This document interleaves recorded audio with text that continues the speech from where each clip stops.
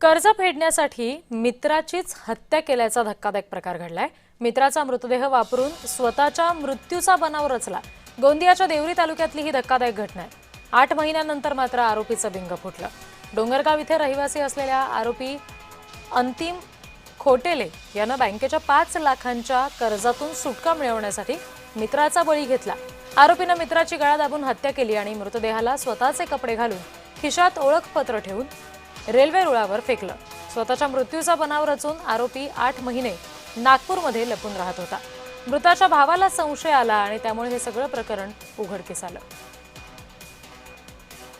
कर्जामध्ये सूट भेटावी याकरिता स्वतःच्या नकली मृत्यूचा बनाव या आरोपीने बनवला आणि आरोपीने त्याच्या घरासमोरील राहणारे चंद्रकुमार श्रीकृष्ण सराटे वय वर्ष 46 यांना दिनांक 28/8/2025 रोजी त्यांच्या राहते घरून उचलले। त्यांना दारू पाजली। त्यानंतर बामणी रेल्वे गेट जवळ त्यांचा दुपट्ट्याने गळा आवळून त्यांचा खून केला आणि त्याचे प्रेत हे रेल्वे पटरीवर टाकून दिले। त्यावेळी आरोपीने त्याला स्वतःचे कपडे घातले। त्याच्या खिशामध्ये स्वतःचे आधार कार्ड, ATM कार्ड आणि इतर कागदपत्रे टाकली, जेणेकरून आरोपी हा स्वतः मरण पावला आहे असा बनाव करण्याचा आरोपीने प्रयत्न केला।